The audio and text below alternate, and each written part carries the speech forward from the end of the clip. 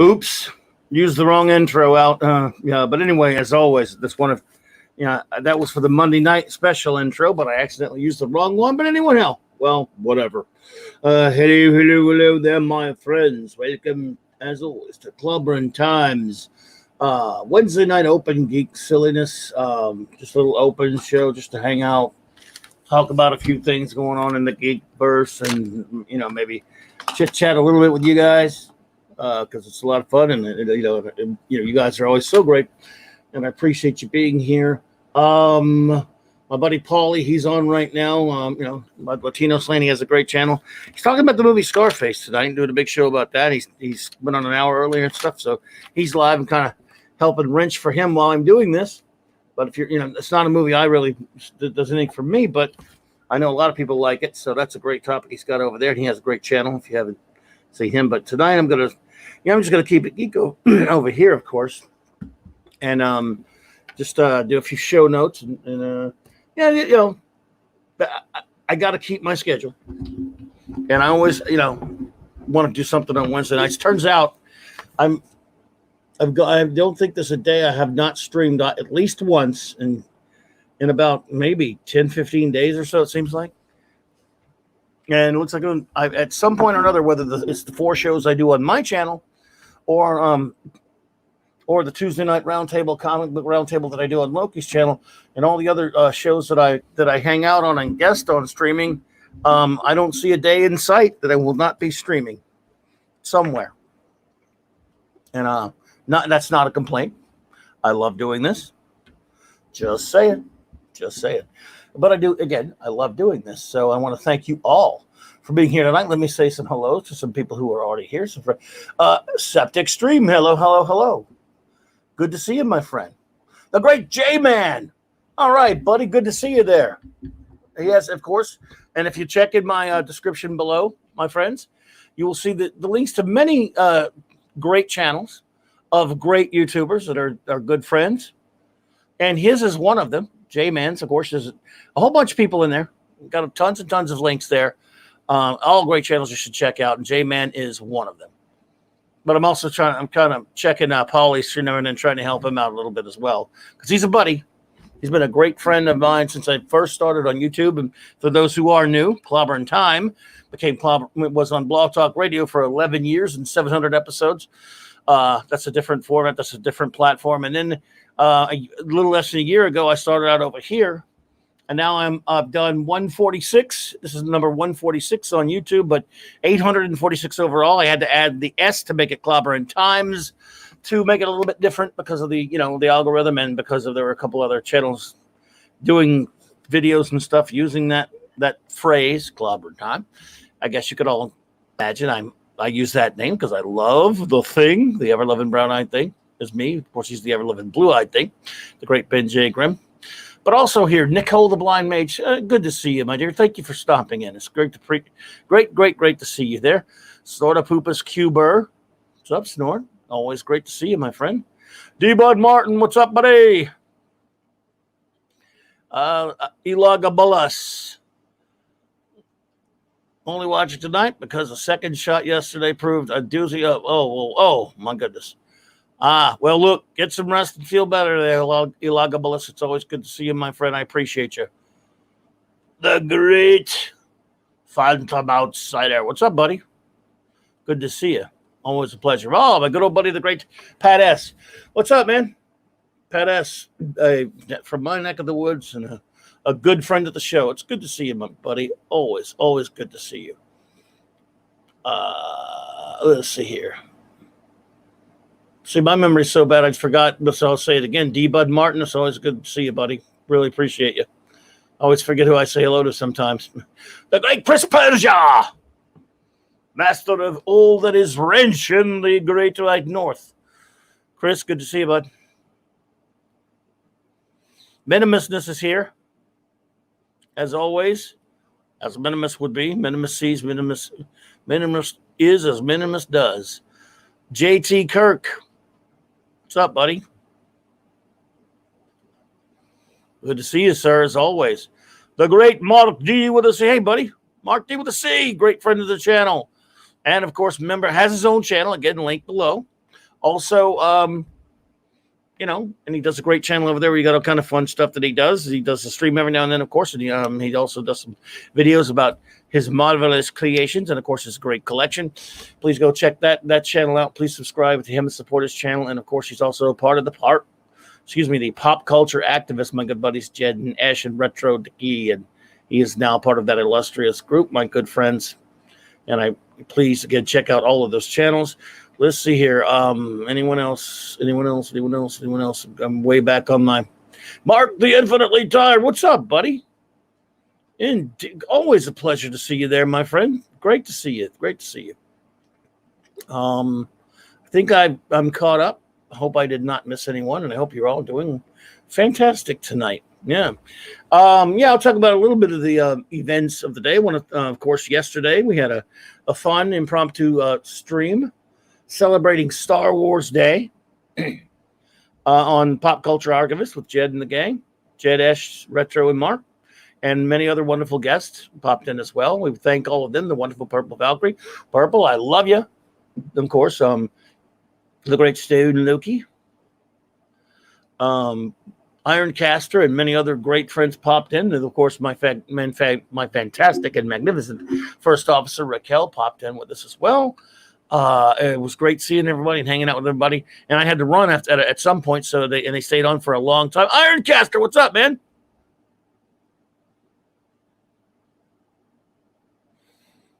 Whoa. Got that issue 3 of that, did you? The Star Wars. Oh, well, there you go. Good. You got it on your pull list there. Well, that's good to know, man. Yeah, if it's a book you want. I had a pull list in a long, long time, but if you still have one, hey, then you definitely got to get that on there, because if it's something I've always experienced, if it's something I'm looking for, it's usually not going to last long. If it's something I don't care about, it'll be on that rack forever. But so there you go. Glad you got that one, brother. And it's good to see you, Ironcaster. Good to see everyone here tonight. Let me see here. Christopher the Craze, there you are.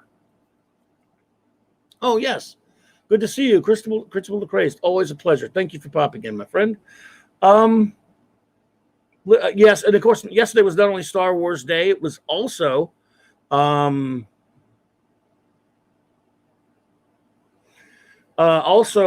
was Hitchhiker's Guide to the Galaxy Day, Towel Day, of course. 42, yes. Septic Stream says, how does this place work? Will you invite people to talk like Jay mentioned? Well, I do. Well, I don't. I might do that at some point. I really haven't thought about it that much. Septic Stream, I do have guests on sometimes. My Monday night show, which I'm going to talk about in a second, it's a comics related show, and it just depends on who I got going on, whatever. Sometimes I'll get Purple on with me, sometimes Venomous, and my friend Steve Mitchum's popped in. My Saturday night show is strictly Raquel and myself, my First Officer Raquel, where we review.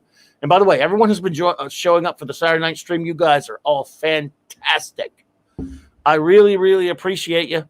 And we've been having a wonderful time. We are now reviewing, of course, we're going to review all of Real Star Trek, which is, of course, 66 through 05, only the real deal, all 6 series. And I do mean 6 because the animated series, which we're reviewing now, counts in my opinion. That's Real Star Trek. And so we started reviewing the animated series last week after we got through with the original series, and we're going to review that. Then we're going to review the original cast films, TNG, DS9, Voy, and Int, and only Real Trek here. And every Saturday night, 9 p.m. Central, Raquel and I do that, and the crowds have been fantastic. Dadman Walking, good to see you, buddy. Thank you for popping in, sir. The crowd's been fantastic. We really, really, really enjoy the interaction you're giving us, and Raquel and I are just having a great time, and we appreciate you so much for that. So, but Septic Stream, I don't know. I haven't thought about doing that. I haven't done that. I love how J-Man does that. And J-Man, of course, again, my new buddy J-Man has a great channel. I might, I don't want to rip him off or anything, but I might try it one day where I get a few people on that I don't, I'd like to do that sometime. It's a great idea. So, yeah, it could happen. Ironcaster says, what was that? Out this by the Gundam show, I have a Brightest Day. Yeah, Brightest Day is a cool dude as well. Oh, on Monday. Well, that's great, man. I appreciate it. Dude, you if I helped in any way, but man, you do your own thing, and you do I think I'm on when you're on or later, so I don't get to see it as much, but I love that you're doing that, man. and keep it up, because I don't know much about Gundams, but I know they're damn cool, and you're a big fan of them. And of course, everyone, Ironcaster, again, he has an up and coming channel as well. And let's see, I think I'm going to make sure. I'm going to get his channel in there. Let's see. Where did I put that? I thought I had you up there, Ironcaster. I'm going to get that link, Ironcaster. I want everyone to go. I could have swore I had it in my links already, buddy. I apologize, man. Oh, Dad Man Walking. Thank you. I appreciate you. That turned on this animated series. Mrs. Deadman and have been trying to get me to watch it for years. Definitely better than anything on TV right now. I really enjoy watching those again. Absolutely.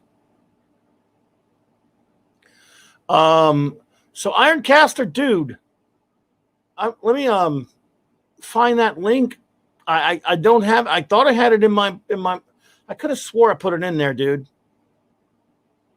In my mentions, man. I meant to. I'm sorry. I'm looking down there. Where is it?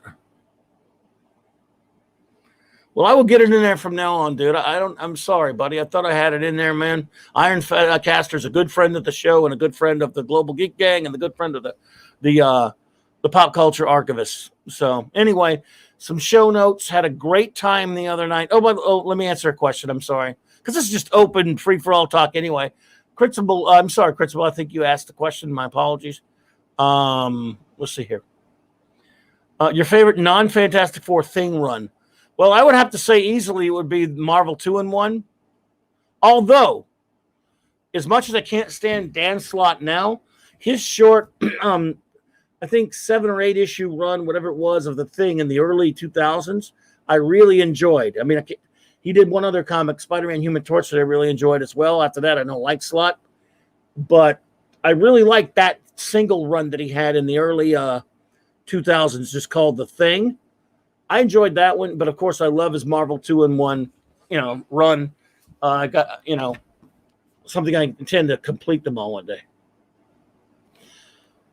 I hear you, Ironcaster, but I could have swore I put it up there. Oh, look, Chris Persia's got it up there, and I won't get it up there. I'll get it in there when I'll put it back in there, buddy. But yes, please, everyone, go to Ironcaster's channel. He's just getting started, like he says. He's a great dude, and he's a good friend, and I appreciate you there, bud. So yeah, please. And I thought I had it in there. Backtrack it a little bit because I want to see something. Oh, J-Man says, okay, The Prisoner is the damn best. I am dying over it. Schizoid Man was so amazing. Yeah, look, dude, I'm glad you're enjoying it. I've loved The Prisoner for I think I started watching it. The first time I ever got to see it was like 1985 or 6. Maybe 87. No, it's like 84. Something like that, but I've been a Prisoner freak ever since. I've watched it every year, binge it a bunch of times. I love it. Oh, Just a Normie. Hello there. Thank you for popping in. Good to see you. Good to see you, Just a Normie. I appreciate you.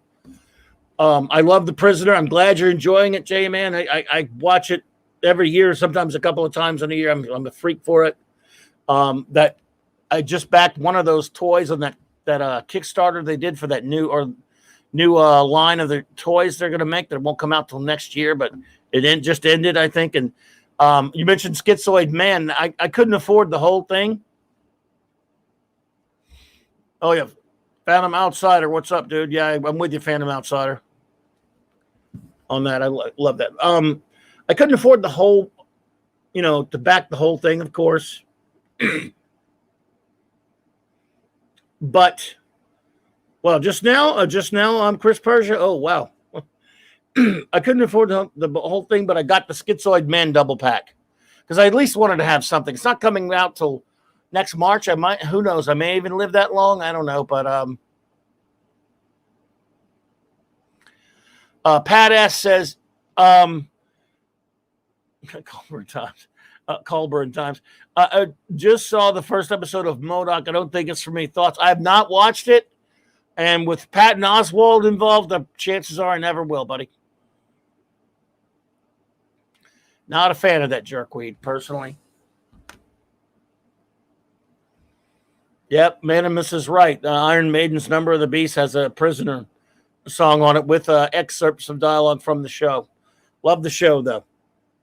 And thank you for that, Justin Orme. I appreciate it. It's good to see you. So, yeah, at least I'm going to get that one thing if I live long enough to March of next year. I'll get that Schizoid Man double set. So, where were I? Again, show notes, everyone. Again, Monday night. Now, just recap this just a bit.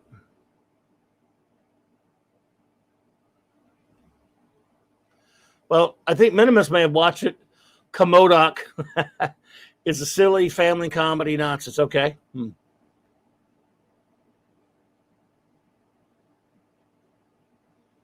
Well, I do have an old action figure of the Toy Biz, I think, one's Kurtzman. I love MODOK the character, but yeah. Anyway, this past Monday, we did the second wave, and I'll just go through it really quickly to recap it. The second wave of the Clobberin Times, Mark C. Comic Book Creators Hall of Fame.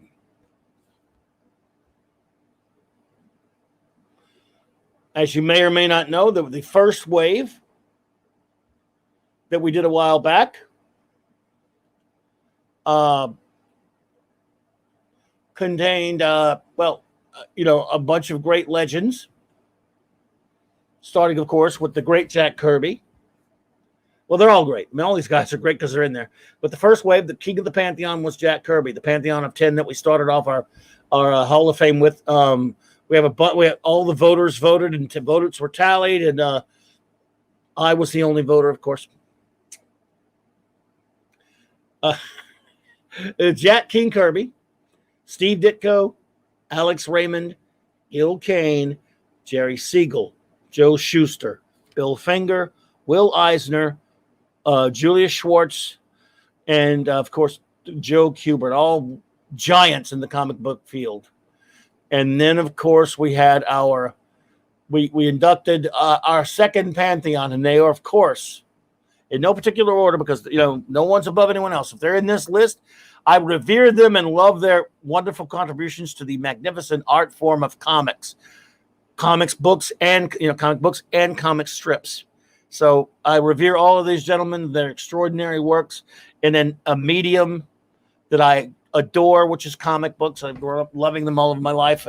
I'm a big, big fan of comic book history, and I respect and just adore. Again, comic books have meant so much to me over my life that I wanted to make my own little, for what it's worth, Hall of Fame for these great, great creators, artists, and writers. And so, in the second wave, and every couple of months, we'll have a new wave of 10. In the second wave of 10, there's, of course, the great Gardner Fox, notable creations. Well, Justice Society, Justice League, Golden Age Flash, Hawkman, Golden Age Sandman, Batgirl. The list is to take forever. The great Joe Simon, co-creator of Captain America, along with his partner Jack Kirby, other notable co-creations, Fighting America and Challengers of the Unknown. The great Harvey Kurtzman, who's pretty much started the satirical comics magazine. Again, so many things that he did. Mad Magazine. He launched that for EC Comics and worked. He just did he just did so much. You could just look him up, and just a master of the field. The great John Romita, as in Senior, the father. Most notable works, of course, his extraordinary run on Spider-Man right after he took over for the great Steve Ditko, and became like the face of Marvel Comics art in the Bronze Age, pretty much, with all of his covers and all of his extraordinary, amazing works and feats. The great Kurt Swann, in my opinion, the ultimate Superman artist, the greatest Superman artist of them all. For me, he is my Superman artist and beyond compare. The extraordinary, the great Bill Everett, creator of the Submariner and co-creator of the Matt Murdock version of Daredevil, which was actually the second character with the name Daredevil. Love him. A master, of course. The extraordinary Wallace Wood, Again, so much. It's tough to name it all. Some notable creations that I loved, of course, being Thunder Agents, co-creator of Power Girl, and of course did so much for so many great works. EC and I'm just going quickly here, so just trying to just take too long. The great Bern Hogarth, his legendary stint on the Tarzan comic strip for the newspapers was just just staggering. Great stuff. And of course, the creator of all those amazing art books on anatomy, just a master. The great Neil Adams, one of the all-time legends of comics. Just phenomenal. I mean, so much great work. Again, probably needs no introduction. And of course, the great Alan Moore, one of the greatest, in my opinion, maybe if not the greatest, certainly one of the greatest ever to just write comics. He did a little cartooning before he started on Maxwell and the Magic Cat, but notable creations for those who don't know his in writings, of course, Watchmen, his early work on Swamp Thing, Marvel Man / Miracle Man, V for Vendetta, Batman: The Killing Joke, many other things. So this is just a fantastic assortment of great creators, and there they are. There's a little bit of a representation of them. So Wave 2. Agent Decibel, good to see you. And I apologize. I've been reading that off, so I haven't been seeing the chat because I was looking at a different screen. But I appreciate you all. Let's see here. So yeah, in a couple of months we'll have Wave 3. The committee is already at work on it. So. Oh yeah, well, J-Man, I love Subby and I love Daredevil, and they have battled. So yeah, great stuff. Love them. Anyway, so I really revere these gentlemen. Let's see, show note tomorrow, 1 p.m. Central Standard Time. The Global Geek Gang gathers, and I always like to mess around with them and put them up there.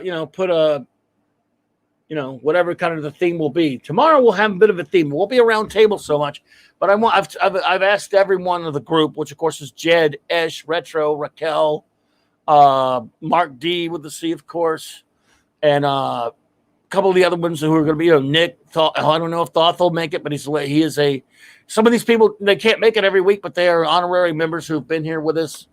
And yes, I gave them. And by the way, for people who don't know, I switch it up every now and then, give them different characters. And this motif is, of course, the great comic Astro City. In my opinion, one of the greatest, certainly greatest comics ever made, and one of the greatest representations of superheroes ever. I'm going to talk in depth about that tomorrow, and everyone's going to bring something to the table differently. They will recommend something that may or may not be all that popular in terms of Talk to Manflu. Good to see you. Everyone's going to come. I'm going to recommend a comic. Of course, Ash might come up with a video game. Jed, some movies. And anyone who is there, hopefully, will come up with something that will that they can recommend out there. That's a little bit less known. I mean, obviously, it's a given. Star Trek, Star Wars, Doctor Who. People know all the big ones. It'll be sort of recommending something that they love that maybe not everyone's heard of. That's kind of part of what we'll be doing tomorrow on the Global Geek Gang, which again will be 1 p.m. Central Standard Time tomorrow afternoon in the States. And of course, we do it early so that some of our dear friends across the pond can join us.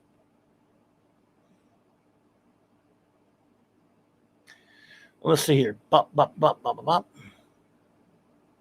Grumpy old ninja, Kintaro Oi. Oi, I don't know how you say that last part. Good to see you, my friend. The great 32 Favors of Nick Weiser. Oh, Janet from another planet. It's great to see you. Thank you for popping in here. So great to see everyone here, man.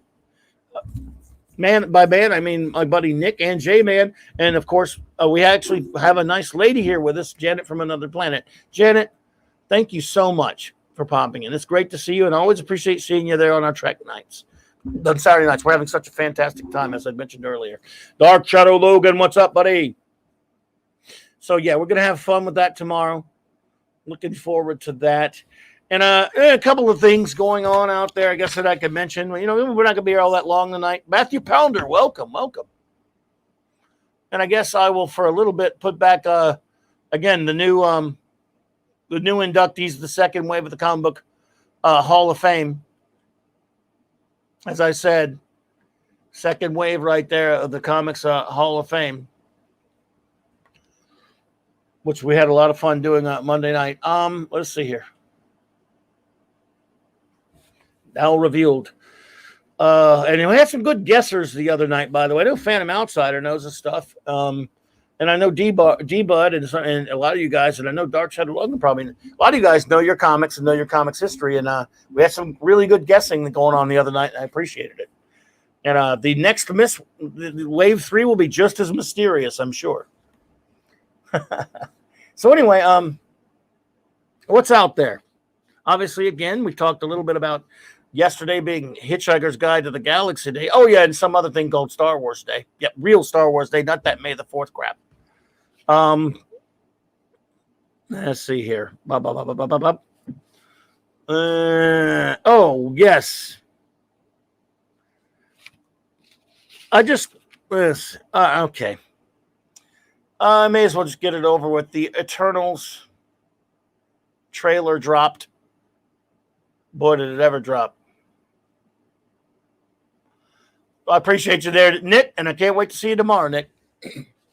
And Nick, by the way, I don't know if you know what I was talking about earlier, but if you got something to recommend to everybody, and it can be anything, man. Hey, Nick, of course, reviews food. It can be food, whatever it is.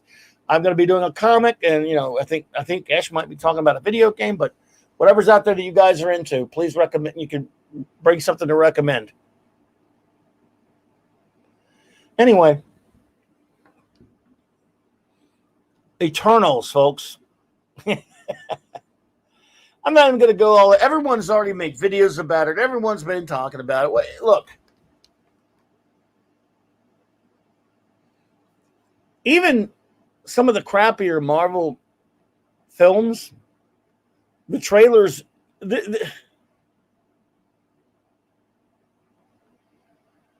man. Look, even a garbage film, I mean, they at least try to make the trailer somewhat appealing, somewhat exciting. This trailer was, they say, give a movie a chance and all that kind of stuff. First of all, it doesn't need a chance. They shouldn't have made this film. You all know how much I love Jack Kirby. I haven't read the Eternals comic since maybe the 80s or 90s. And then when it first came out in the 70s, I couldn't find it that much on the stands where I was. And I love it for the art. It just still has beautiful, because I love mid-70s Kirby art. That was when, for those who don't know, in the mid-70s, when he went back to Marvel after leaving them for about 4 or 5 years, going to DC and creating their Fourth World and doing a lot of comics for for DC there for a while before having some problems there and ending up back at Marvel, where they let him do a few series and he did tons of covers. Of course, naturally, I love his later Silver Age work. Of course, I do. I mean, it's my favorite. But I actually really do love his Bronze Age work as well. And I wasn't all that... Purple Valkyrie.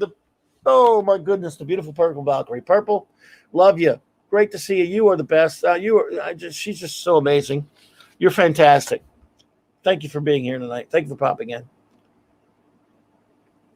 But it wasn't one of my favorite Kirby books. To be honest, I love the art. I mean, it's fantastic. It always seemed to me a bit of him trying to, nothing wrong with this, kind of recapture some of what he was doing with New Gods, because he, got kind of cut short. He left. And I'm kind of with Dark Shadow Logan on this. I revere the king. Kirby's the king of comics. I love him. But as he said, I read the Eternals. It was not bad, but not Kirby's best work. The Eternals was Marvel's version of the New Gods, and that's what it was. He had 18 issues of his original run, and there were a couple of annuals, or was there one annual maybe, if I remember right. And then in the late 90s, what was it? Was it a sub? It was a series that attempted to bring it back as a series. It didn't last all that long, if I remember correctly. And then Neil Gaiman tried it again with some miniseries or something like that, along with John Romita Jr. for a while, and maybe in 2000 or something along those lines. So Kevin Feige really just pulled this thing out of his ass. And again, as the stories goes, credit to Gary with Nerdrotic and others who've talked about this, because we love Gary here, by the way. As he talked about how New Gods was announced way back when, and a week later, all of a sudden, Marvel looked around, because I always say Marvel see, Marvel do, but you could also say DC see, DC do as well. They do. All throughout the history of both of those publishers, they have ripped each other off. So why should the movie version, the movie, movie divisions be any different? Feige saw, they got a Jack Kirby. They're going New Gods. What about us? Do we have a Jack Kirby thing like that? And they did have something similar. It was as big as New Gods.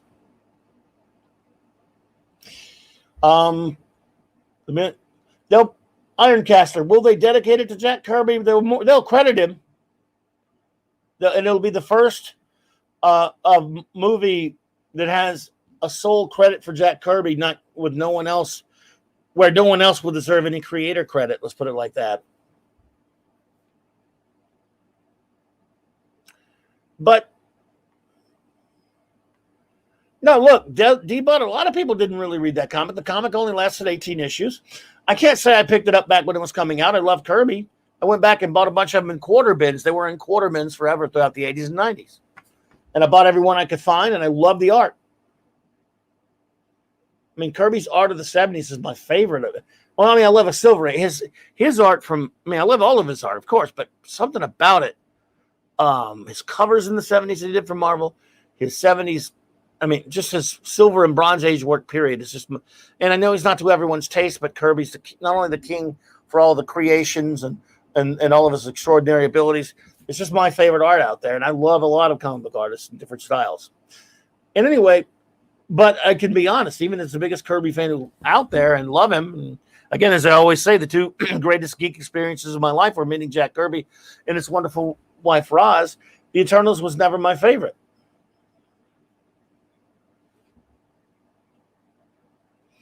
But this comic, Bruce Lombardo, what's up, buddy? But this film is not going to really look Kirby-ish at all. You can already see the one thing you can tell from this trailer. There may be a nod or two in the film. Here and there, you'll see something. Because I think the Celestials, when they show stuff like that, will look like Kirby or something like that.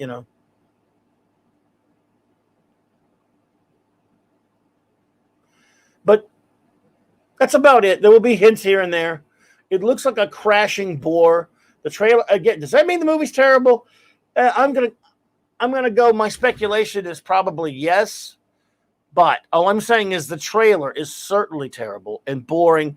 And usually, even in a movie that turns out to be not so good, if it's a superhero or related film, which is supposed to be taking place in the superhero universe, the one thing they try to do is at least be exciting and show you.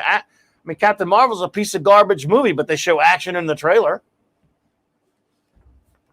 Even if there's not much real action, like the Black Panther film, which was very, very disappointing to me, they show there wasn't a lot of action in the film, but in the trailer they kind of show some action.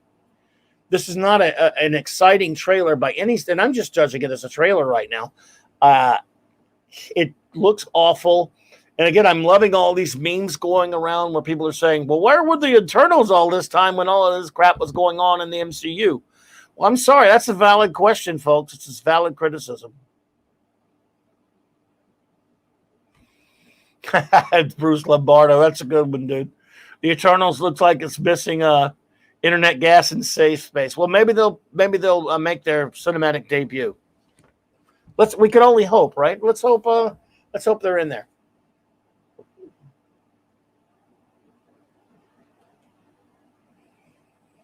I read the first one. The art is great, but but the movie looks nothing like it. Yeah. Actually, absolutely, J-Man. So, yeah. Janet, yes, boring. That's about right. It looks extraordinarily boring. When a trailer shouldn't bore you that much. Dave Bob, what's up, bud? Great to see you, my friend. Look, a trailer can be underwhelming. You can watch a lot of trailers and go, but usually you can at least feel that a trailer's trying to grab you. It's trying to pull you in. They don't always succeed. And as Minimus likes to say, that's Claude Parrish in the audience, he says a saying that's true. Sometimes trailers are warnings. I'm quoting you, but I'm crediting you. Sometimes trailers are warnings, and he's right. It does have a Bollywood dance scene. You're absolutely right, Mark the Infinitely Tired. And Jenna says it did not make me want to run out and say, there's the thing. Just think about the normies. You know, some of us who are comics geeks or whatever, or who like the MCU and like comics, normies are going to sit there and watch this trailer and go, huh? They mentioned Captain Rogers. How insulting is it that they don't say Captain America? Bad enough that they stick his name in there just so they can try to tell normies that, hey, this is the MCU, because they would know it is. Liger fan, good to see you. Thank you for popping in. Look, normies don't know this is an MCU movie, other than, or they're not going to feel like they're watching a trailer for that. So they want to name drop Captain America, and they don't even have the decency to call him Captain America. They say Captain Rogers. Go screw yourself. Kevin Feige, you are a jackass, and this is going to blow up all over you, you bitch. Screw you. You're a jerk off. This is stupid that you've made this crap. It's a waste. It's you don't know what you're doing anymore. Everyone thinks he's so brilliant. He is just, I think he's one of those glommers on that doesn't really care about comics. People give him a lot of credit for what he's done with the MCU. I think he came on, and I think what little of it was still good. And I like a lot of the MCU films, by the way, to an extent here and there. I like a lot of them, but they've gotten progressively, worse, in my opinion. And that's going to be because of Kevin Feige. So he glommed on. He did a few things for a while that were pretty good, and he got all this credit. He built his reputation. Now it's probably never going to be destroyed because it's Hollywood. They take care of their own. But he's crap. He's an idiot. He doesn't care about it. It was just absolutely. That's right, Janet from another planet. That's a good point. It's another twist of the knife in Captain America's back that you can't even call him Captain America in the friggin' trailer.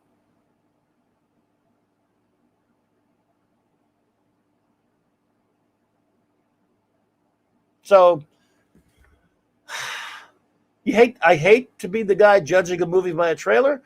So I'm just saying it's probably going to be garbage, which even if I'd never seen a trailer, I was already of that opinion. This trailer did nothing to disabuse me of that feeling.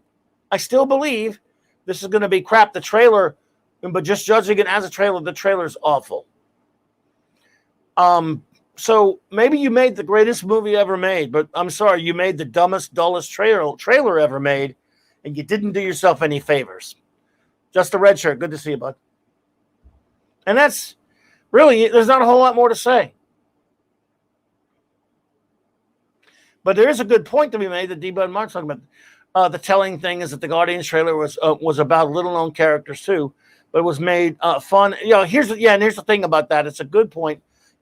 When Guardians of the Galaxy was first announced way back when, my reaction was, I knew at the time you had that, was it Ablett and Lanning or whatever, that the series from like 2008 or whatever with the current iteration of the Guardians for Marvel. I wasn't reading that book. I had friends that read it and that liked it. The ones with that put in Rocket and put in it was Groot and all that stuff. But I always just, because I'm not always the biggest Guardians fan of the comics that much, but I liked them okay. They were fine. But I always, default to the original group. Like, was it Charlie 29 or whatever, and Vance Astro and Starhawk and Martin X and Yondu, which he's one of the few they used. I think of the original group. I don't really think of that late 2000s iteration. But when I saw they were going to make it, they said they're going to make that iteration. And then I knew friends liked it. It was a head scratcher for me a little bit, because I was like,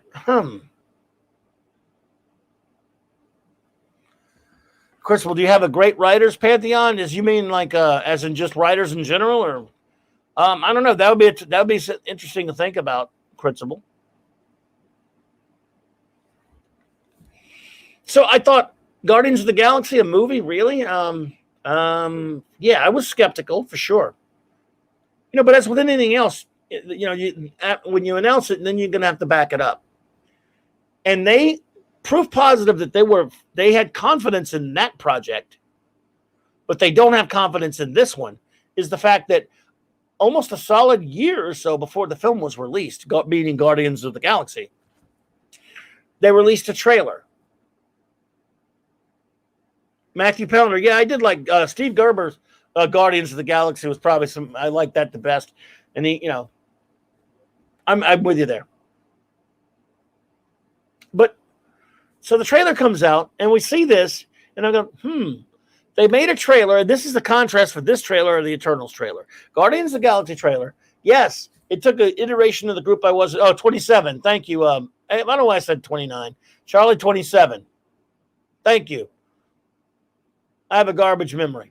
Anyway, I don't really care much or care much about the new group or anything, but I watched the trailer and I was like, I was still skeptical because I'm like, wow, you're gonna have a talking tree and a talking raccoon, and you think people are going to buy into that? But you know what?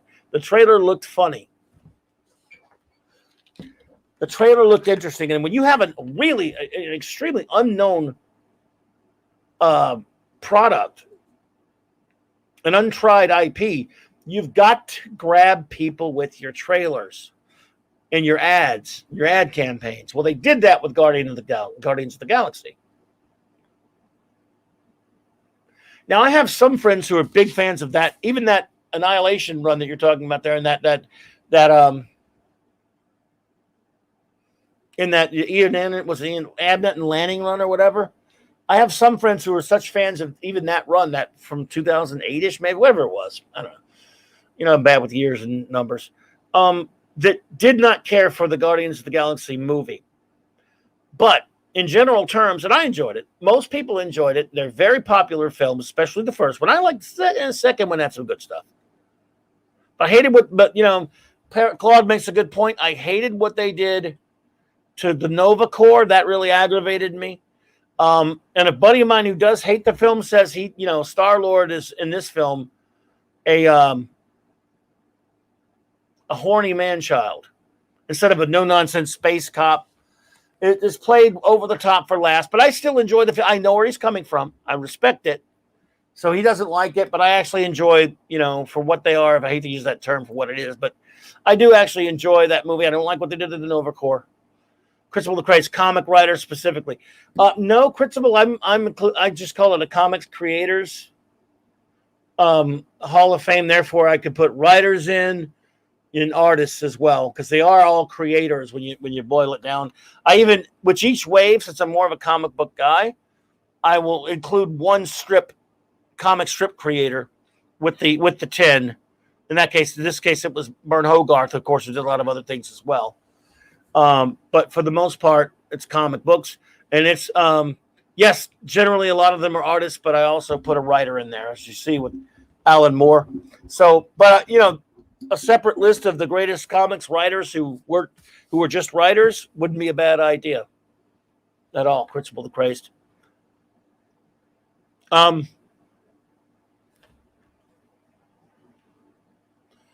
And D. Bud Martin says, I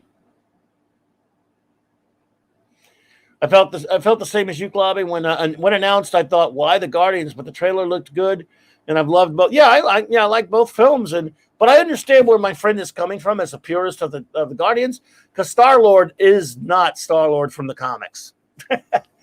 But still, I like the movies. He doesn't, and there's some stupid crap in both movies that James Gunn infected.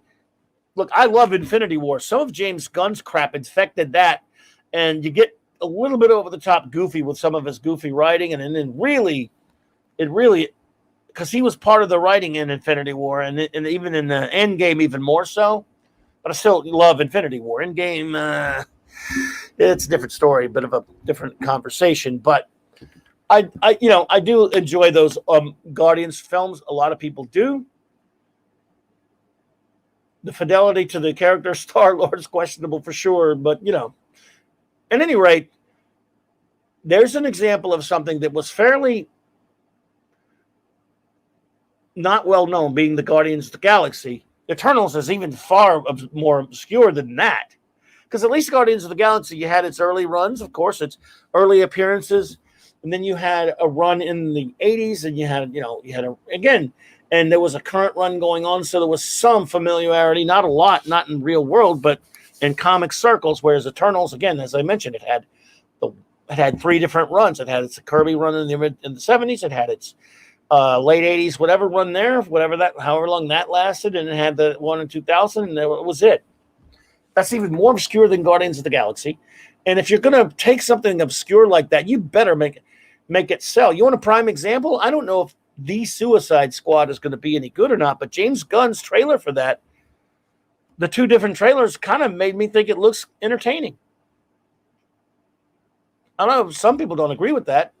I mean, it might be crap. Canadian Spider-Man does whatever a Canadian Spider-Man. Good to see you, sir. Look, those, but The Suicide Squad coming out, I guess, in August. James Gunn's a jackass and all that stuff. But it looks like it might be fun. Maybe not. It might be total, garbage. But that trailer, again, another contrast. Contrast the trailers. They had, I think, 2 so far for The Suicide Squad, as opposed to the trailer for Eternals. The trailer for Eternals is a complete snoozer. The trailers for The Suicide Squad by James Gunn at least are kind of funny. Will the movie be great? Will it go over the top and be annoying with its humor? I don't know. But it made me want to at least watch it. Eternals makes me... Look, I'm not going... This will be the first... Well, it might not be the first MCU movie I don't go see at the theater, because I don't think I'll go see Black Widow at the theater, to be perfectly honest with you. I'll watch it at some point. I might, but at least, look, by the way, again, even the Black Widow trailer, it doesn't look all fantastic, but at least there's action in it. You can see that it's a trailer that's trying to sell you an exciting film. It's not a great trailer or anything, but when you watch those trailers on Black Widow, at least it looks like an action film, a superhero action film of sorts. Will it be any good or not? Skeptical, but you never know. It's something I will definitely watch and give it a chance at some point. The Shang-Chi trailer looks pretty lame, but even that trailer is put together to try to be a little exciting. I'm iffy about the guy they've cast. But I watched that trailer and go, yeah, at least that's sort of the Eternals trailer. I don't know who put that together. I don't know. But again, they may not have had a lot to work with. I'm not sure that the director of the film put it together. It almost looks like she did, because I've heard things about her work. I admire her as a person. Some of the things the stands she's taken recently against China. But, yeah. So I'm not saying I would never watch it, but I would not go to the theater to see Eternals. I wouldn't pay a dime to see Eternals. And I think a lot of people are going to be that way. Some have speculated it'll be the MCU's first bomb. I'm not so sure Black Canary is going to... Black Canary, listen to me. They should don't make a Black Canary movie in this thing. Black Widow, sorry. Black Widow, I'm not so sure, because it's so late in terms of a character film.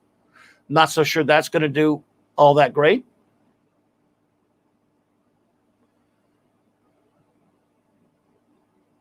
And I'm not so sure Shang-Chi's going to do all that great. There might be 3 bombs for Marvel this year. There are 2 bomb TV shows. Their garbage WandaVision show, their garbage Falcon and the Winter Woke Soldier garbage, and then I'm sorry, maybe 4 bombs, because their MODOK thing I don't think anyone's going to care about. Their Loki show is going to have Tom Hiddleston like in 1 episode, and that's going to...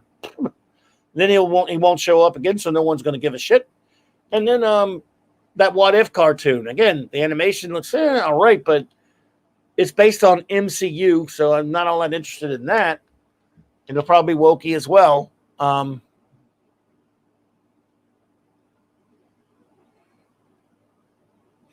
Everything coming out that has already come out so far, being those 2 TV series, the upcoming 2 TV series, and the 3 movies that they're putting out there, meaning the MCU, all of it so far the 2 series are garbage in my opinion, and everything they got on the horizon, none of it looks particularly interesting for me. And again, I was fairly well disposed towards the MCU. From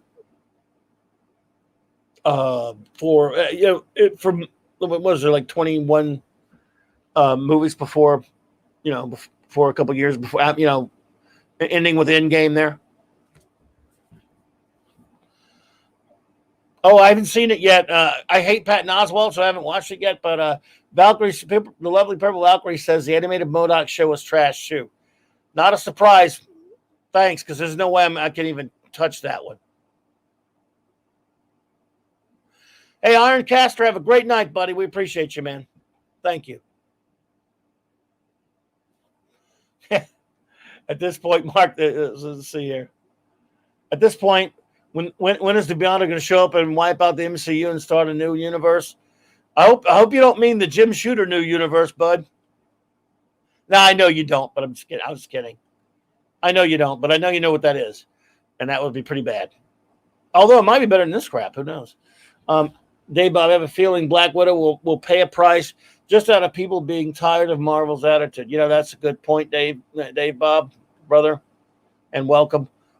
Yeah, that's a very good point, sir. That's a very good point. Oops, I made noise.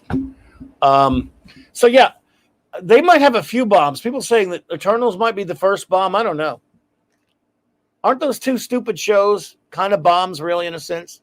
Meaning WandaVision and Falcon and Woke Soldier. This Loki show is going to be a bomb. Hey, they might have, well, that would be 1, 2, 3, then 4, 5. They might have 7 or 8 bombs this year. They may bomb us. But they'll double down and keep putting out their garbage. Yeah, Patton Oswalt is garbage. So it doesn't look good for them, and they've made their bed.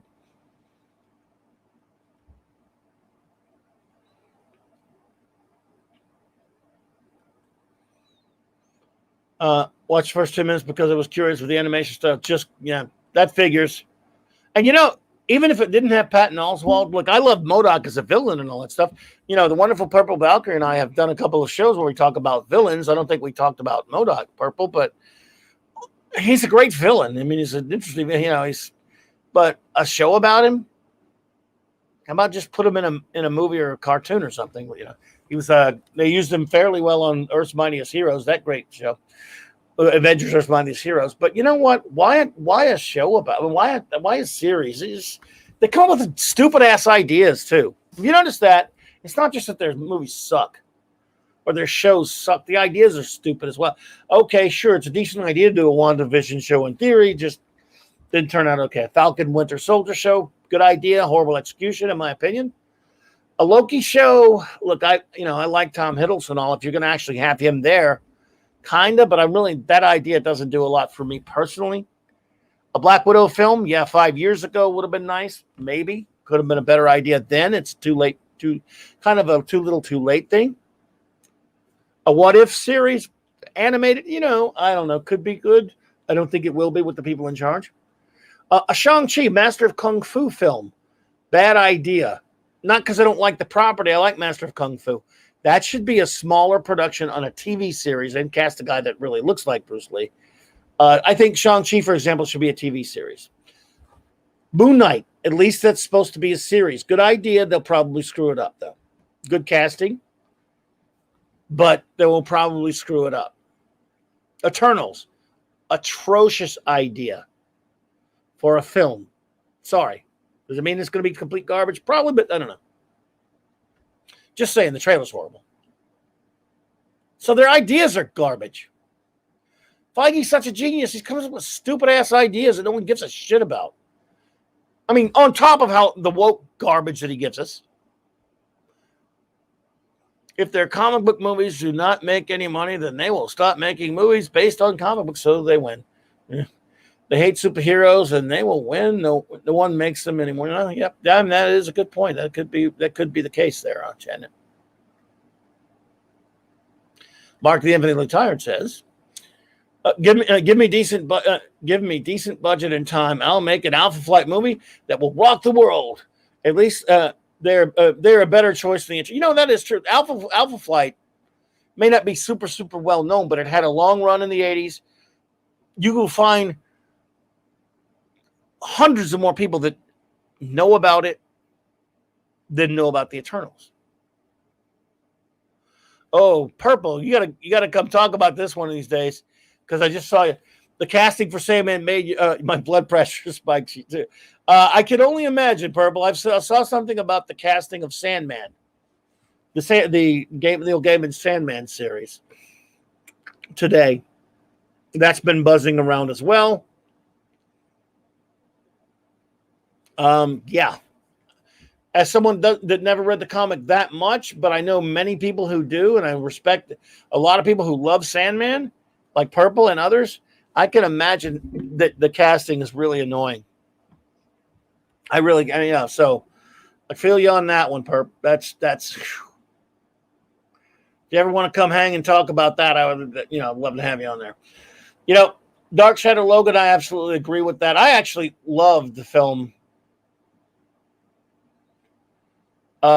Jason Scott Lee played back in the Bruce Lee story.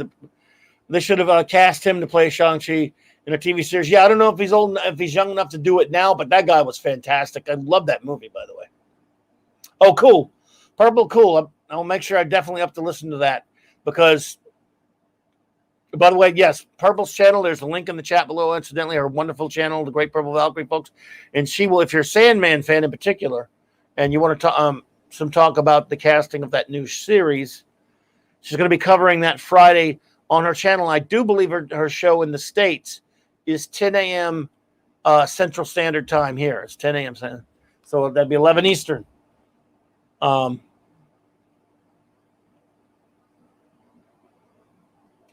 So, yeah.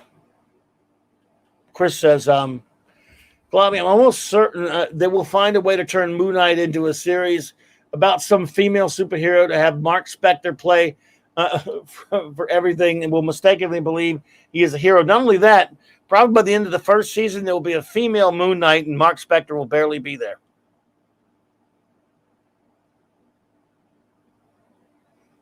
That would be sort of like they did with Iron Fist. That show, both seasons sucked donkeys, but that end of that, basically they turned Colleen Wing into Iron Fist pretty much, or at least pass it on to her, although I don't know, it was so confusing. The ending was bad. Iron Fist was a piece of garbage, in my opinion. I love the only Netflix superhero Marvel show I loved personally was Daredevil. Its third season had a lot of problems, but especially I had issues with all the seasons, but still they were great, and I loved the first two. Charlie Cox's greatest Daredevil. I don't think we'll see that it's like again though. Even if they bring it back, depending upon who they put in charge of it, I would be highly skeptical that they will get that right. Just a gut feeling. Speaking of superhero shows, by the way, the show Superman and Lois, or Super Cuck and Lois, has returned. I don't know if any of you saw it. A lot of people are really excited about Superman and Lois. And by the way, if you're excited about it, that's cool. Believe me, I did not hate it. Pat S. The Punisher series, I really did not like. I liked them on Daredevil. I'm not a Punisher fan anyway, though. Please forgive me. But I thought the second season was kind of okay. I really liked Bernthal, but even it had a lot of issues for me, if you pardon the pun there. But yeah. But Superman and Lois, are a lot of people really excited because it's a show that, and this is fair enough, by the way, that it didn't go really ridiculously woke. The word yet, Y-E-T. Yeah, I'm kind of with you there, J-Man. He didn't do a lot of punishing, did he? But on Superman and Lois, I think That Speedball movie. I think it's on CW. There's still there are hints of woke here. Basically, this is basically my reaction to that show. Because you know how much I love Superman. Like everyone else, I freaked out when we saw him in that fantastic Golden Age costume for 3 freaking seconds, but I freaked out. I don't like his costume, but I watched that first episode and thought there was some cool Superman moments. Tyler's okay. I mean, you know, you're never going to touch Christopher Reeve. You all know how I hate the Snyderverse, but I think Henry Cavill would be good in an actual real Superman film if he ever got a chance to make it, which is not likely. But Tyler's okay. He's not Cavill, you know, certainly no Christopher Reeve. He's enough that in a good show, I'm fine. I liked the first episode a little bit more than I thought I would. Still, it gave me a lot of warning signals, and in the following 4 episodes, it became more and more clear that the pattern would be, we'll get a few minutes of some pretty cool Superman stuff. We'll get a big dose of Lois being annoying because I don't really care much for that Lois. It's going to be, and then we're going to get a lot of woke stuff set up, and then the majority of it will be CW in style with the kids, CW kids stuff. It meaning CW teeny bopper stuff with the 2 boys. Again, doesn't mean I think the show's bad. And with sort of I don't know, with some portents of woke, which it had. But I thought the show was genuinely kind of watchable. I didn't really love it, but I think people were a little too excited about it. But I can understand that because anything halfway decent now in 2021, it's kind of hard to blame anyone. And it was, so the Superman stuff was okay. We're getting close. Some of that stuff with the alternate universe stuff and the Superman, evil Superman tropes are really getting just too old for me. Don't like their Lois. The kids, the kids, the stuff with the kids, the school stuff. That's CW stuff. Jobber, what's up? Just Joe 47. Good to see you, brother. And anyway, it went on a hiatus for a while because they were behind on some episodes. I thought the first 5 were so. I think the more it went along, I was not all that super thrilled about it, but I didn't hate it or anything. I thought people were being a little bit excited, which is fine. If you like it, that's great. I didn't hate it or anything. We all know what's coming. So I watched the new one that just started back up. You know, I never had cable for a long time, and I got rid of my DirecTV after having it for about 20 years. So I don't have any TV. I watched it on the CW app because I don't care about TV anymore. Got rid of it. And by the way, if you've ever tried to leave DirecTV, it's like trying to leave a cult. That's another story. So I watched the new episode today, right before we came on here, on the CW app because now it's back. Superman and Lois is back, or Lois and Superman is back. It was a lot. I think it was better than the other ones. This episode, in terms of at least it got down to business. It's kind of getting more into it. I actually did not mind this episode very much at all. Thought it was okay, fairly entertaining.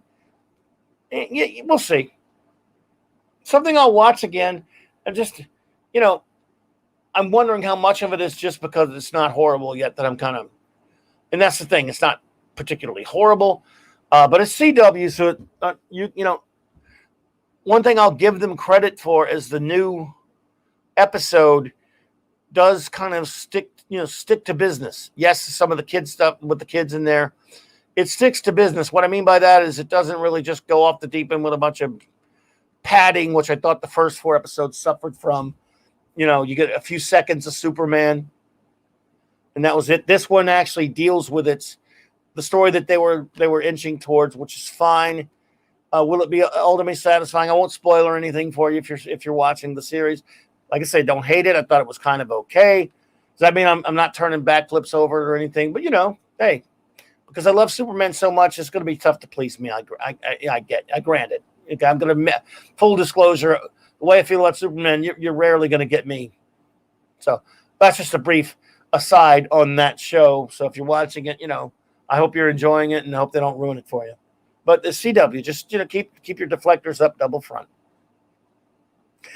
Dark Shadow Logan says, I hear Superman and Lois is produced by HBO and not CW. And, well, yeah, they pretty much, yeah, probably.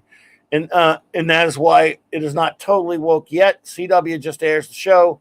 I have not watched. Yeah, that could be fair. That could be fair. Yeah, that could be what it is. It could be, yeah.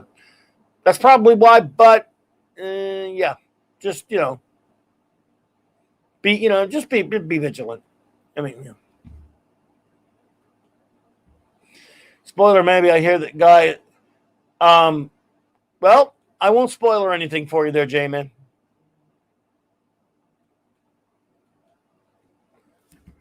And Matthew Pounder will watch the old Lois and Clark show and say, well, I certainly understand that. I mean, by the way, Janet mentioned earlier that that she's looking forward to the Morbius film. That's another one that's kind of curious for me.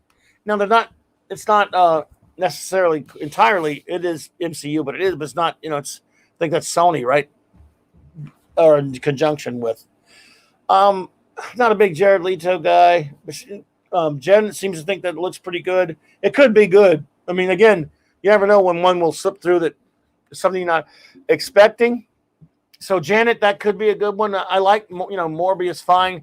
That's another one that's really, really obscure, but it's also a smaller film. They're plugging Eternals. On the one hand, it's extraordinarily obscure. On the other hand, they're trying to push it as a gigantic tentpole type of a film, and the two don't jibe. Whereas Morbius is coming in under the wire in a sense. So, yeah. Darius Munchausen, welcome. Great to see you, my friend. Always a pleasure, sir. So, yeah, that's pretty much the only other thing that was out there that was kind of interesting was as far as, there was some other stuff going on, but I kind of I like to keep it geek here. So I won't go too far into it, but I'm sure you all saw the news on the new Predator film, right? Not comics related, really, but sort of, because there were Predator comics, but yeah. No franchise is safe, folks. Now, I got to tell you, I know a lot of people who are big Predator fans. It's never been one of my favorite franchises or anything. I like the first couple of films, and that's about it. I actually did like some of the comics. It was actually a fairly healthy comic book franchise for a while, with the Dark Horse stuff with the, Aliens versus Predator and Alien, and all this stuff with Predator versus different superheroes. I'm probably going to miss a few, but there was a Predator, Batman Predator. There was a Tarzan Predator, Magnus Robot Fighter versus Predator. There was a Judge Dredd versus Predator, if I'm not mistaken. There was a few others, right? There were a few others, and of course you had Aliens, Predator, that kind of stuff. Point being, there are a lot of Predator fans out there, and I haven't watched any of those later movies that they've done recently, so I don't really care what. Yeah, I think there was a RoboCop Predator. That could be right. Yeah, I'm not sure. Maybe so. I can't remember now, and I haven't looked it up. I'm just. It could be Mark Dickinson. Yeah. Again, I remember. Yeah. Well, see, there's the thing. Well, Pat S., I hear you, but I know nothing about such things. So I can only talk about things I know about, buddy. But yeah, Dave Bob, Morbius probably will be way better than Eternals, if I had to hazard a guess. But I can't remember all the Predator comics.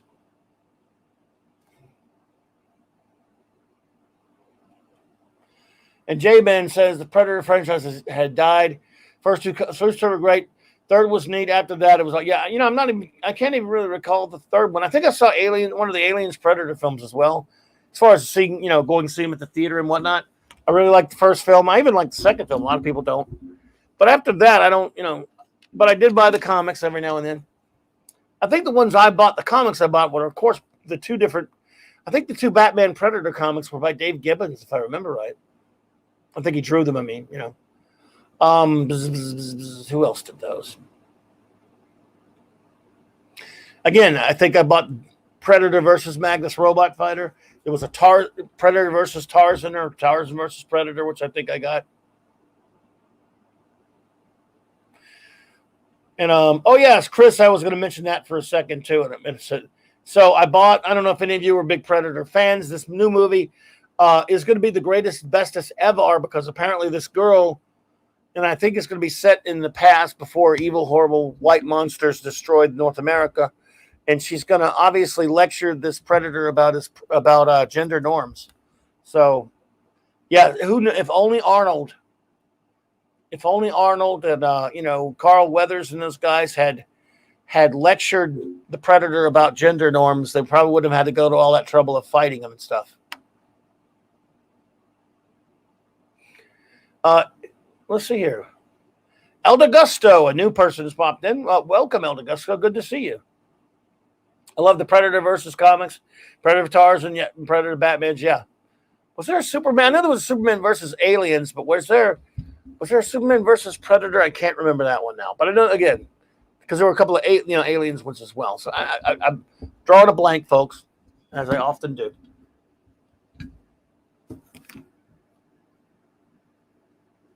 But yes, one other bit of news there. Yes, there we go. This is what we want to see, folks. Mark D nails it. Predator versus the new Kibble Smith Warriors. Yes. I want to see that comic, folks. We want to see Snowflake and Safe Space battling the Predator to the death. The death of pronouns, that is. The Toxic. They probably ought to change. They should change the name to Toxic Predator. Make it more exciting. Toxic Predator versus the Kibble Warriors. The new Kibble Warriors. Yeah, Kibbles and Bits Warriors. Oh, boy. But yes, I also, there's been a casting announcement earlier today in comic book news. What's her name? Something Taylor Johnson. Was Aaron Taylor Johnson or whatever again or whatever? Will be playing the guy who played Quicksilver and Kick-Ass. And was in that stupid 2014 Godzilla film. Let's see here. He's going to be cast as Kraven the Hunter in a Kraven single film. Well, for those who don't know, Kraven the Hunter is, of course, a Spidey villain.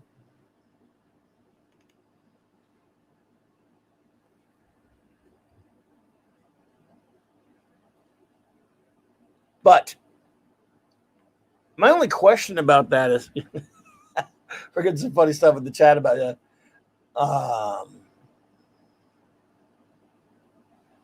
Predator versus Powerpuff Girls. Well, hopefully not that new iteration of the Powerpuff Girls. I mean, hopefully, yes. Sorry. Predators versus the Thing from Gender Studies. That's what I want to see. Thank you, Phantom Outsider. Yep, that would be fantastic. How about Predator versus Anita Sarkeesian in color? Yep. That's what I want to see. So, yeah, exciting stuff. But yes, a Kraven film. Why? Look, I know there was a Venom film. I actually did not watch Venom.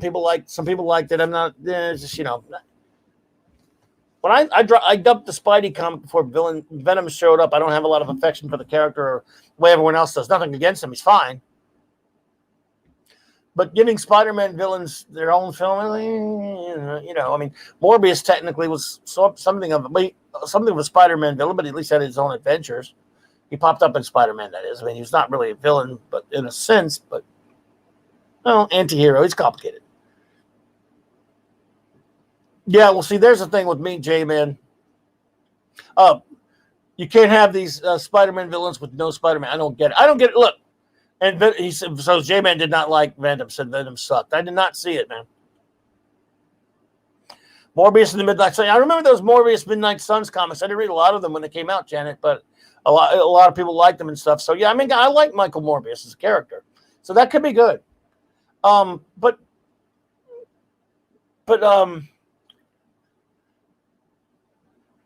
this is doing films about villains. I guess I'm just a superhero kind of guy, folks. I know, but in the case of Venom, I guess, he was kind of sort of like an anti-hero. Then he was going to have Carnage in the next one. I didn't think much of that Venom trailer for the second film, but I never watched the first one, so no. It almost smacks of this crap with Gotham. Remember the freaking show Gotham? I am so friggin' sick to death of crap like Gotham, which I, like an idiot, watched for a while. I don't exactly know why. I can't give you a good reason why. But I've had it with that kind of crap. They did an Alfred Pennyworth show. What about Batman, okay? Without Batman, these characters are nothing.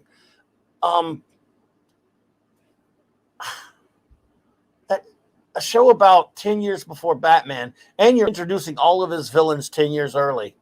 When you get to see a little bit of young Bruce and all that kind of crap. This, it was Bat Gordon. I hate that friggin' show. A Batman show without Batman, but all the villains. Exactly. But I watched it for a while like a jackass. I don't know why. And you are a smarter man than me, Mr. Dark Shadow Logan. You said, I never watched Gotham. No Batman, no Gotham. Thank you. Well, I mean, what are you trying to do? Show me how boring Gotham is without Batman? We got you. So 10 years earlier, you're going to start introducing all the Batman villains. Go screw. And I'm embarrassed that I ever watched any of it, to be quite honest with you. I was wrong for wasting all that time watching it. Just give me a Batman show. Well, actually, don't now in 2021, but you know what I mean. Ideally, give me a Batman show about Batman. It's like this new goddamn movie coming out. Screw it. I don't need his origin rehash for the 15th millionth time. Bad enough that they cast Twilight Boy, but sparkly Batman or no, I'm just not interested in seeing again, another Batman starter kit. I want to see Batman in his prime. I want to see the Dark Knight Detective. The Nerdtorial Life Form. Good to see you. Thank you for popping in. J-Man says, the problem is that Eddie Brock hates Peter. The symbiote hates Spider-Man, which makes Venom a great villain, but if Spider-Man isn't there, it makes no sense. Exactly. Because I've always said this, we've done a couple of shows, Purple Valkyrie and I, who, again, wonderful channel. Please find her. Description and below, there's a link to her wonderful channel.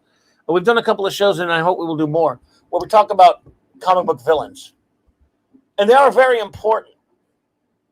And there's been a few instances, even in comics, where they've had their own titles, but not very often. There's a reason. A comic book villain, a villain in much of fiction, not even just comic books, is there for the villain. Is there for the hero.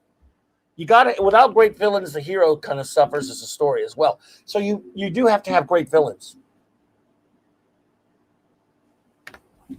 So we love villains because, again, they complement the hero in a sense. They build up the hero. They build the hero. And as Purple Lab talk about, some villains, some heroes have better rogues galleries than others.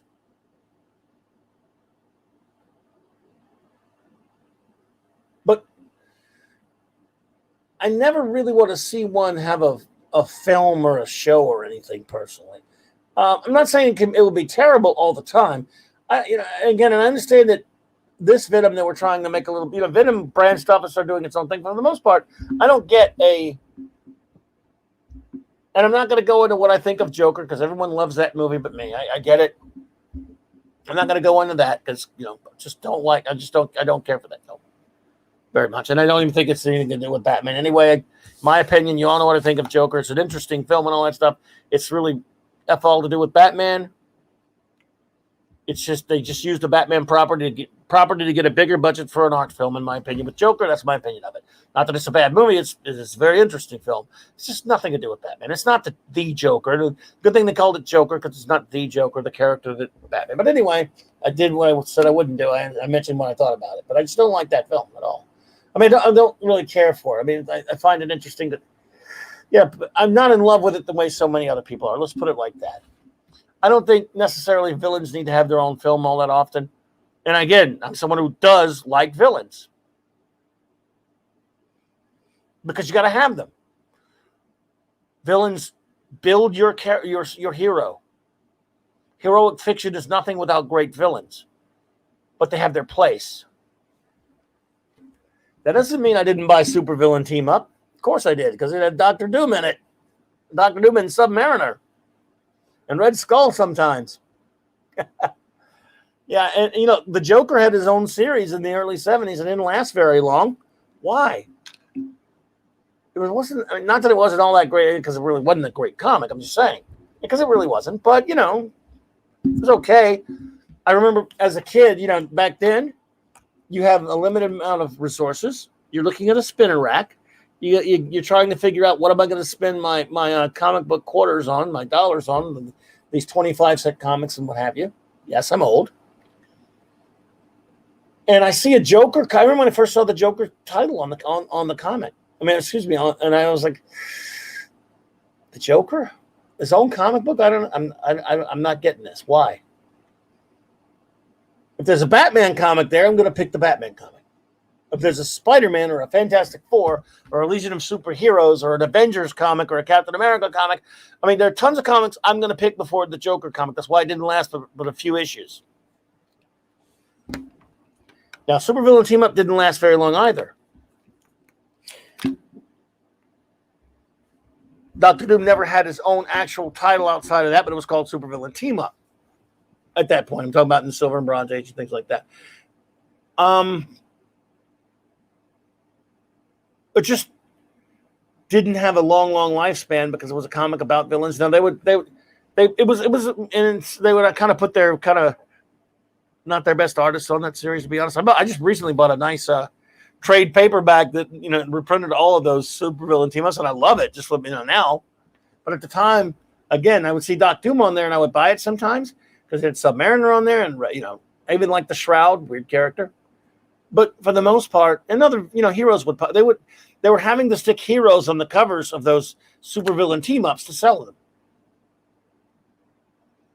So I bought it when I found it. By the way, distribution was as such back then that you couldn't always count on getting the same series over and over again.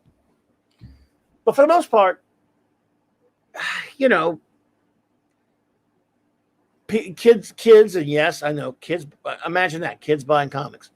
Kids are going to go for the superhero, but not that I don't think the villains are great, but the villains are there for the heroes. So a series about, or a film about a villain, in this case, Kraven. Look, Kraven's okay. I even like that. Was it a James DeMatteis series? What he did with Zek? Was it Zek? Kraven the Hunted, or whatever, that Kraven the Hunter series, The Hunted, or whatever it was. I forget. Forgive me, I'm forgetting the name of it, but from the late 80s. I never liked another thing that gets me in trouble. I hated the black costume of Spider-Man, but that was the black costume era, but there was a great Kraven run in that, and I can't remember the title of. Someone will remember it in there, I'm sure. The Hunt or whatever. Anyway, it was really good. Kraven's a good villain, sure. A film about him, though? Yeah, okay. Again, does that mean I'm being negative Nancy and saying it's going to be bad? No. I'm just saying.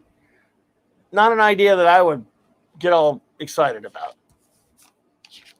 If I'm the guy sitting there calling the shots and they go, okay, how about this one, boss? I Kraven the Hunter film. I'm going to, what? Nah. No, I don't think we're going to be doing that. But they're doing it. It looks like they're doing it because they've cast it. What again? Aaron Taylor Johnson, right? There you go. Thank you, J-Man. Yeah, it was James DeMatteis, and I always have trouble spelling his name as well. Kraven's Last Hunt. It was a pretty good run. It was a good comic. But I don't know. Nerd Report Live from says origin stories are overplayed. I will agree with that. And that is a very good point. JT Kirk says, was listening in the car. Thank you. And I couldn't care less about other origins, about another origin story, about a superhero. Something like 80% of superhero movies are already that it's played out. Thank you, because that really, for me, origin stories bogged down a superhero film. However, again, sometimes, like for example, when you know the Doc Strange film, Ant-Man or something like that, you could understand, spending some time on your origin in your first of those films. No problem there.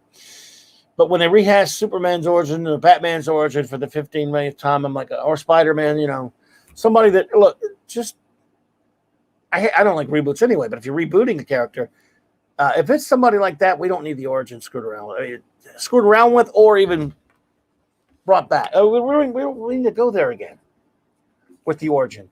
Pretty sure everybody knows these origins at the point. You could touch on it a little bit if you must, like for a couple of minutes, a minute or two. But you just don't need that, Snyder. But anyway, so what are you gonna do? Well, what else is going on, friends, out there in the Geekverse? Now, see, I know Purple would watch a Doctor Doom series, and the thing is, there are some exceptions. The Doctor Doom series, of course, if they done well, could be okay. And of course, because I love Doctor Doom, I would probably watch it. But he's a Fantastic Four villain. Isn't he getting married or something, by the way, Purple? Did I see that right? Of course, modern Marvel's garbage anyway. There's probably some Dan Slott crap going on. I don't give a shit about.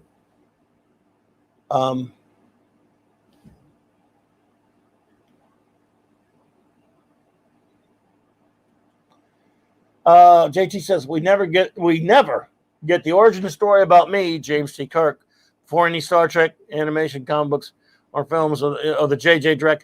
Well, no, but there is a book called the biography of James T. Kirk, which I did pick up. Did you ever see that one? I was reading that book. I bought it a few years back when it came out. All right, J-Man, be seeing you, sir. Thank you for popping in, man. Appreciate it. It's always great to see him. Izad, a new person has popped in. A new viewer's popped in. Good to see you, Izad. But anyway, that book, Official Biography of James T. Kirk or whatever it's called, I was reading it and it was pretty good for a while, and then they had a slight, and I mean, you know how much I hate the Jar Jar Abrams filth? So there was a slight allusion to something slightly touching upon that.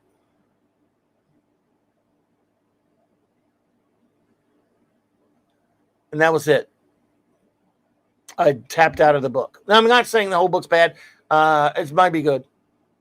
So you do have that book if you want to take that and look at that one, JT Kirk, and maybe you'll like it. Maybe it's good. It was so slight I could have been imagining it. It would seem to be there. Izad, a new friend, said the Dark Knight could be viewed standalone. No need to tell the origin of Bats and Joker. That's absolutely right. You don't need that.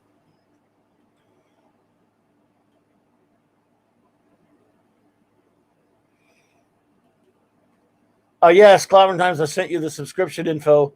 You did. Yes, you did. Are you talking about last night when you sent that thing? Okay. You did. I didn't get a chance. I forgot to look at it, Mark. But I remember you doing that now. And Purple says, yes, to Victorious. Do I want to know who that is? Is that Moderny? Crap. Badass. He's good. Badass. I won't be saying that one, dude. Izad says, hey, first time listening to you. YT recommended a lot of streams. Oh, well, I appreciate that. And thanks you for recommending me. I did not know they did that sort of thing, but I appreciate you for that. Thank you for popping in. We always love seeing new friends pop in. Thank you. JT, I haven't read it, but I could. The point is, we didn't need an origin story. Have a great, yeah. Some characters really don't need it. And Marvel, DC, yeah.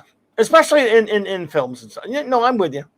I'm absolutely with you on that one, JT. I take your point.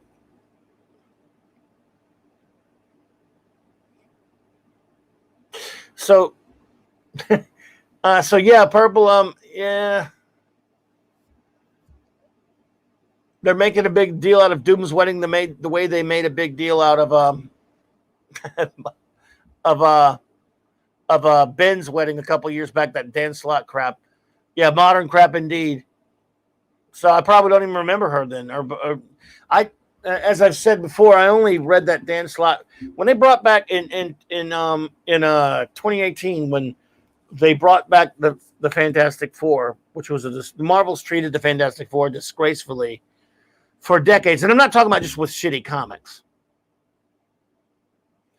They've treated them with no respect for a while, and it was mainly because they didn't own the movie rights, and they just threw them. They just. For example, you would see books in the bookstore that would talk about Marvel history, and the Fantastic Four would be like a backup or barely mentioned, sometimes not mentioned at all. With no FF, there ain't no Marvel, folks. Sorry. No FF, no Marvel. Of course, that means no Kirby, no Marvel. But, and they've treated them disgracefully. I mean, to think of it, there would ever be a time when there's not, even if it's bad, even if it sucks, not an FF title on the stands printed while Marvel Comics still produces even their crappiest of comics was just outrageous. But there was for a number of years there. Then in 2018, they brought them back.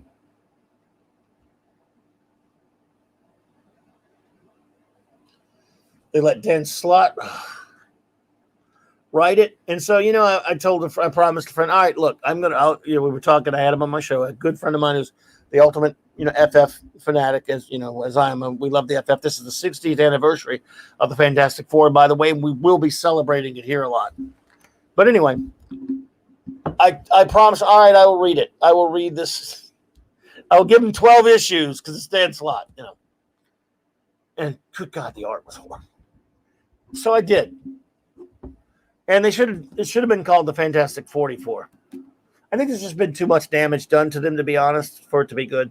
It was complete garbage, in my opinion. I mean, some people still stick with it. I don't know how you do it. But he was building up to Ben finally marrying Alicia. So I said, all right, look, 12 maximum. And I actually ended up giving it 13 because issue 12 was a continuation. It was a Thing Hulk battle that he did, and that he did a lousy job on as well. And after 13, I'm like, you know what? This is filth. This is crap. Screw it. I'm not interested in seeing a comic where Reed Richards' annoying daughter, whom I've always hated, Valeria, is smarter than him. Suck it, Marvel. Screw you, Dan Slott. Go to fight it, man. It's just garbage. In my opinion, folks. El DeGusto, oh no way they're having a Doom wedding. I don't trust Dan Slott to handle this. Chip Zdarsky, sure. Chip Zdarsky, I read that Marvel 2-in-1 run he did, and I tried to get into it. I couldn't, but I can see what you're saying there, El DeGusto. I mean, he's certainly a better writer than Dan Slott. It just wasn't really my bag. I could see that he was trying, though. I gave it a shot just because it was called Marvel 2-in-1 at that time. It was building up to, it was before that FF run, just for old time's sakes. I gave it a shot. I didn't like it much, but I bought it and I read it for a while. It was like those in that slot room of the last Marvel comics I even touched. That's a few years back, but I can see I would agree with you. Zdarsky's certainly a better writer than Slott, and there are people who still read some of his stuff, meaning Zdarsky, and say he's better. So I understand.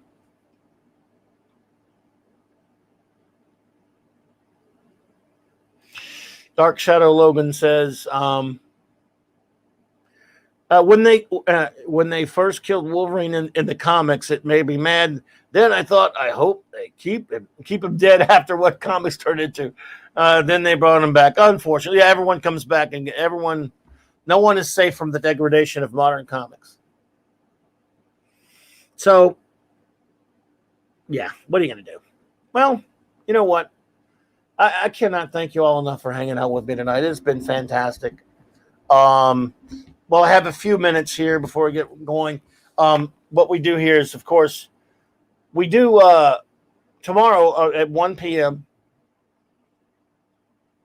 the Global Geek Gang shall gather, as we always do, 1 p.m. Central.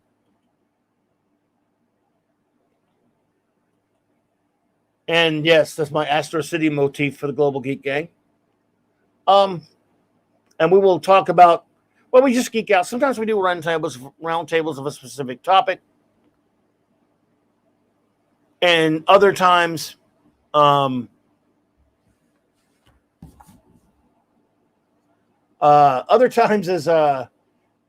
just kind of free flowing, geeking out there. So, well, I appreciate that, everyone. So, but tomorrow we're gonna hopefully I'm gonna get as many of us as I can. We'll recommend something, whether it's a comic, whether it's a novel, or whether it's a game, whatever it is, that is not obviously not the low hanging fruit, not the stuff everyone knows about like Star Trek and Star Wars and Doctor Who and such. Something that they like a lot that maybe not a lot of people may know about or whatever. With me, spoiler alert, it'll be Astro City. I'm going to talk about that, which I've done a video about Astro City.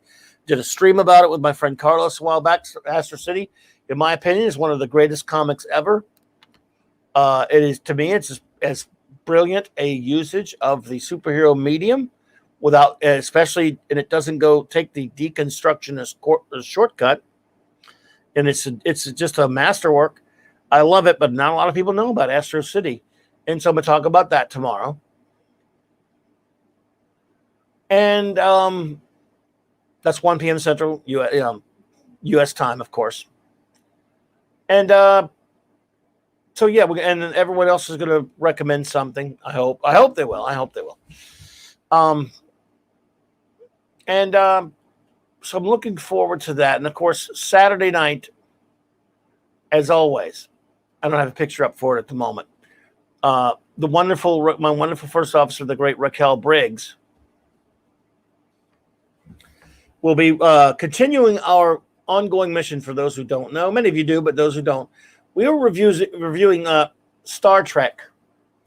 We love Star Trek here. Now, everyone has their own opinion about this, but personally, and that's fine. We also respect all opinions here. We might goof on you we goof on each other for disagreeing, but we also, for those who are new, we respect anyone who disagrees. But we love Star Trek here, in particular in its only pure Gene Roddenberry form, which is, of course, 1966 for 2005. 735, as Raquel calls it, my wonderful first officer. So we're reviewing all of Star Trek. And we 2 weeks ago we ended up ended review of the original series, and now we're moving on to the animated series. And we started that last week, and we have a fantastic time on Saturday nights, 9 p.m. Central, U.S. time, reviewing all of Star Trek. And I was surprised how many people were interested. We didn't know if many people would be interested in the animated series, but we believe it is Star Trek, and it belongs there. And so we're reviewing that. Then there will, of course, be the original series films, TNG, DS9, Voy, and Int, of course. All, for us, Star Trek starts in 1966 and ends in 2005. We don't like any of the other stuff called Star Trek. Then we know not everyone agrees with that. But that's just the way we stand here, the way we roll here. So I can't wait. We have a wonderful time on Saturday nights. So please, if you can, in the middle of the day, of course, join us here for the Global Geek Gang tomorrow and Saturday night, 9 p.m. Central. If you're a Star Trek fan, if you hadn't been here yet, we invite you to come hang out with us. We have a rockin' chat, a great audience. We interact, we review the episode, and then Raquel and I give you our rating, and then we ask the chat for their rating, and we read their ratings, and it's just a splendid time. So many wonderful Trek fans. Trek is beloved by so many. Oh, yeah, Pat, we're going to do it all, brother. So anyway, there's that. And again, so please, look, anyone who is new to the channel that joined us tonight, that came, I cannot thank you enough for joining me. It's great to see you. I hope you will return. And for all I have new friends that have popped in a couple of times, like the wonderful Janet from Another Planet. Thank you for being here. Matthew Pounder, it is always a pleasure to see you. The great J.T. Kirk. Appreciate you, sir. My buddy D. Bud Martin, of course, the extraordinary, great friend of the channel, Mark D. with a C. Yo, brother, thank you for being here. J-Man was here earlier. I believe he had to leave. J-Man, we appreciate you. I always like to give people a shout out. And again, remember, I'm old and senile, so I don't remember everyone's names, unfortunately. But Izad, if I'm pronouncing that correctly, thank you for popping in. I appreciate it. El Degusto, also a new person who popped in. Thank you for popping in.